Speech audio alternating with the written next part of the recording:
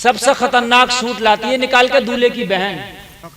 भाई की शादी है तो बहन नाच रही है। हाँ, भाई की शादी है तो बहन सबसे खतरनाक जोड़ा बना करके जो है फैशन दिखा रही है। ओ बहन कान खोल के सुन ले, तेरी भाई की शादी है तो तूने खतरनाक जोड़ा ना पहना होता। आज भाई की शादी है तो तूने कुरान पढ़ पढ़ के भाई के लिए दुआएं की होती। सबसे खतरनाक सूट लाती है निकाल के दूल्हे की बहन। मैं गलत नहीं कह रहा हूँ। ये कमर भाई कपड़े के व्यापारी हैं, इनसे पूछ लो, ये कपड़ा बेचते हैं। दूल्हे की बहन हो, जरा बढ़िया वाला सूट निकालो। दूल्हे की बहन नाक में दम कर देती है, पूरी दुकान में सूट नहीं समझ में आ रहा कौन सा पहनेगी।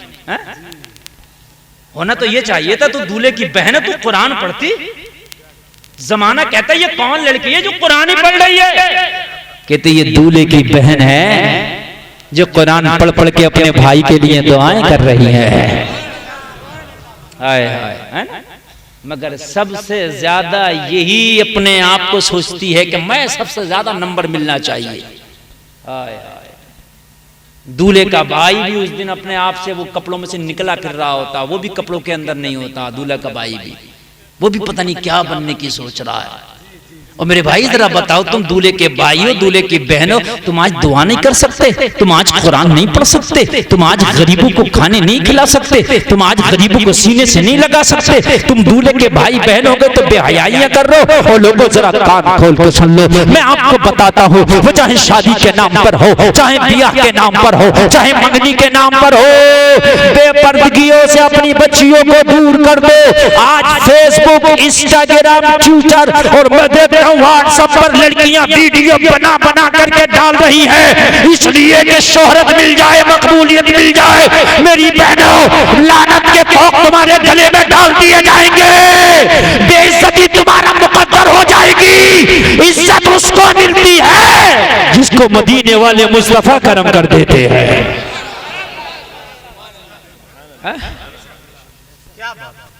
आज की लड़की इज्जत, आज की लड़की नंबर ज्यादा लाने के चक्कर में नंबर ज्यादा, किसी का फराक का ये पूरा आस्तीन ही गायब है, नंबर ज्यादा मिले। खाली फराक है तो आस्तीन पूरा पूरा बाजू चमक रहा है। माफ करना भाई, ये हकीकत बता रहा हूं, है ना? ये मैं आम पहनावा बता रहा हूं, आम पहनावा। जो अपने आप को सेलिब्रिटी बना रही है उनकी तो बात ही छोड़ दीजिए, मैं बयान ही नहीं कर सकता। आम पहनावे की मैं बात कर रहा हूं यार। मेहंदियां लगवा रही हैं जा जा के ब्यूटी पार्लरों में, नौजवान लड़के लड़कियों का हाथ पकड़ पकड़ के मेहंदियां लगा रहे हैं। कैसे जायज हो जाएगा मुझे बताइए? लानत है उस मेहंदी पर यार जो गैरों के हाथों में हाथ दे के तुम मेहंदियां लगवा रही हो। सर मुझे बताइए कहां से जायज हो जाएगा? चूड़ियां पहन रही है, छोटी सी बात बता रहा हूं जिसको गलत नहीं समझा जाता। आमतौर से बाजार में, मार्केट में जाके औरतें, हमारे घर की बच्चियां, हमारे घर की औरतों की बात कर रहा हूं, ये हमारे माशरे की बात कर रहा हूं, जो आम समझते हैं, हम इसको बुरा नहीं समझते, चूड़ियां खरीद रही है। वो हाथ पकड़ के हाथ में पहनाता भी और डाल के भी देखता है कि चूड़ियां का नाप सही है कि नहीं है। उन चूड़ियों से तेरे नंगे हाथ बेहतर थे, तूने गैर मर्द के हाथ में जो हाथ दिया। चूड़ी पहनना कोई फर्ज वाजिब नहीं था। अगर तूने चूड़ी ना पहनी होती बेहतर था इससे कि तूने गैर मर्द के हाथ में हाथ दिया है। तुम चाहते हो कि नंबर मिले? नंबर ऐसे नहीं मिलता। मैं तुझे बताऊं नंबर कैसे मिलता है। एक बाप की बेटी, गैर मुस्लिम बाप की बेटी है, और बाप बादशाह का वजीर है।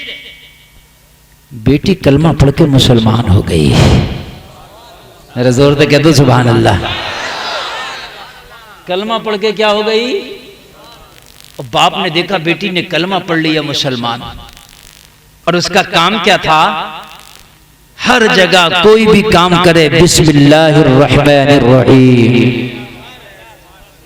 जो भी काम बिस्मिल्लाह से शुरू, जो भी काम बिस्मिल्लाह से शुरू, जो भी काम बिस्मिल्लाह से शुरू। बाप बाप खोल गया, तू ये क्या करती है? कहने लगी क्या करें, हमने तो अल्लाह के नाम का कलमा ही पढ़ लिया है। बाप वजीर था, बड़े ओहदे का मालिक था, सोचने लगा बेटी को अगर मार दूं तो बदनामी हो जाएगी कि वजीर ने बेटी को क्यों मारा। कहते ना ऐसी जवान बेटी को कोई मारेगा तो बदनामी हो जाएगी। और फिर ये कहूं मेरी बेटी कलमा पढ़ ली है, तब भी मेरी बदनामी है कि तेरा अपनी बेटी पे कोई होल्ड होल्ड नहीं था कि कलमा पढ़ ली। बादशाह के पास गया, खामोशी से बादशाह को पूरा किस्सा बताया। बादशाह ने कहा टेंशन ना लो, टेंशन ऐसा माहौल बनाऊंगा, ऐसा काम करूंगा कि बेटी भी मर जाएगी और तेरे ऊपर खून के धब्बे भी नहीं आएंगे। क्या करें मेरी बहनों, जरा सुनना, जिसने शरीयत के दामन को पकड़ा ना, नंबर उसी को मिलते हैं। जिसने शरीयत के दामन को पकड़ा, इज्जतें उसी को मिलती हैं। बादशाह ने कहा मेरी ये शाही अंगूठी है जिसकी कीमत बहुत ज्यादा है, ये अंगूठी जाके अपनी बेटी को दे दो कि लो ये बादशाह की अंगूठी है, हिफाजत से रख दो। तेरी बेटी जहां रख देना, उसी अंगूठी को चुरा के उठा के कहीं समंदर में फेंक देना। फिर मैं बेटी से अंगूठी मांगना, वो नहीं देगी तो बस मैं कहूंगा अमानत में खयानत की, मेरी अंगूठी चुराई है, और बादशाह की अंगूठी की चोरी के इल्जाम में फांसी की सजा सुनाएंगे। बात समझ में आ गई? सांप भी मर गया, लाठी भी नहीं टूटेगी। कह रहे हुजूर लाइए शाही अंगूठी, बेटी को दी। बेटी ये बादशाह की शाही अंगूठी है, इसको कुछ दिन के लिए अपने पास रख लो, फिर मुझे दे देना। बेटी ने अंगूठी ली, बिस्मिल्लाहिर्रहमानिर्रहीम। उसका तो काम ही ये था, हर काम बिस्मिल्लाह से था। और रख ली, बाप देख रहा था कहां रखेगी, उसने घर में रख दी। बस रात आई, बेटी सो गई, बाप ने उठा ली और उठा के दरिया में फेंक दी ताकि कहीं मिल भी ना जाए। और जैसे दरिया में फेंकी ना, तो दरिया में तो मछली भी होती है ना, वो बड़ी खूबसूरत वो थी अंगूठी जिसमें नग था हीरे का, मोती का। और मछली जो है दरिया के मोती को भी कभी कभी निगल लेती है। बस मछली ने देखा, निगल लिया। मछली ने निगला, बाप खुश, बाप खुश। बस बादशाह ने एक महफिल सजाई। क्या सजाई? महफिल, सबके सामने सजाए मौत दूंगा। जब महफिल सजे, सब खाना खा रहे हो, तो वजीर से कहा अपनी बेटी से अंगूठी मांगना। मैं तुझसे कहूंगा मेरी अंगूठी ला, तू अपनी बेटी से कहना ला बेटी वो अंगूठी। और अंगूठी है नहीं, वो मना करेगी तो सबके सामने कहूंगा तेरी बेटी ने चोरी की है मेरी अंगूठी की, सबके सामने सजाए मौत दूंगा। बस वजीर के बात समझ में आ गई। बादशाह की दावत रखी गई। वजीर ने तरह तरह के खानों का इंतजाम किया। सोचा यार सब तरह के खाने, एक मछली रह गई, मछली और खरीद के ले आऊं ताकि बादशाह की दावत में मछली भी हो जाए। हाय हाय, जब बाजार मछली खरीदने गया ना, जब शिकारी से मछली का सौदा किया ना, वही मछली खरीद बैठा जो मछली उस अंगूठी को निगली थी। वही मछली उस शिकारी के जाल में फंसी थी और उसको यही खरीद बैठा जो अंगूठी निगली थी। कहने लगा ये मछली चाहिए, कीमत बता दी, खरीद लिया। इसे क्या पता? उसी बेटी से बोला लो मछली पने बनाओ, बादशाह की दावत है। वही बेटी जिसको अंगूठी दिया था, उसको पता नहीं मेरी अंगूठी चुर चुकी है, उसको नहीं पता। उसने बिस्मिल्लाह पढ़ के मछली का पेट चाक किया तो अंगूठी मिल गई।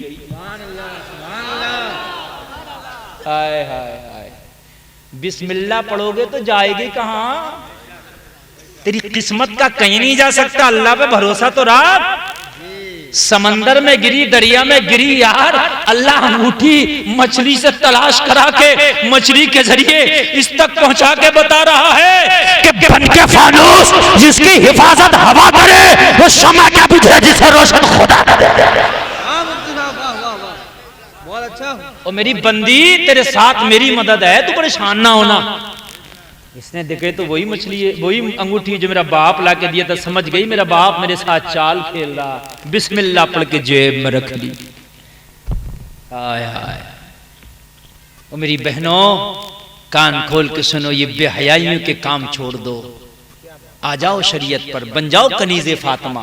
इतना नंबर मिलेगा, इतना नंबर मिलेगा, मैदान मैशर में जो रिजल्ट कार्ड तुम्हारे सामने आएगा ना, नंबर इतना होगा, फर्स्ट डिवीजन से पास होकर जन्नत की हकदार हो जाओ। बिस्मिल्लाह पढ़ के जेब में रख लिया, दावत हुई। अब भाई बादशाह की जब मजलिस बिल्कुल शबाब पर आई तो बादशाह बोला वो हमारी अंगूठी लाइए, क्योंकि मामला पहले से फिक्स था। बस कहा हुजूर वो बेटी को दिया, बेटी अंगूठी लाइए। हाय हाय हाय, बेटी ने कहा एक दो गवाह लाइए। अकेले में दे दूं तो कहीं फिर घपला ना कर दे। बाप जरूर है मगर बेटी को भी यकीन उठ गया है, यकीन सिर्फ अल्लाह पर है। 2-3 गवाह लाइए, तो ये तो दिखाना ही चाहता था कि बेटी सबके सामने कसूरवार साबित हो। कहने लगा तू 1-2 की बात करती है, मैं पूरी मजलिस के सामने गवाही पेश करा दूं। कहने लगी फिर चल रहा, कहां लेना चाहता है अंगूठी? कहा सारी मजलिस के सामने दे। सारी मजलिस देख रही है, बादशाह देख रहा है, कहा मेरी अंगूठी ला। बेटी ने जेब में हाथ डाला, बिस्मिल्लाहिर्रहमानिर्रहीम, अंगूठी थमा दिया।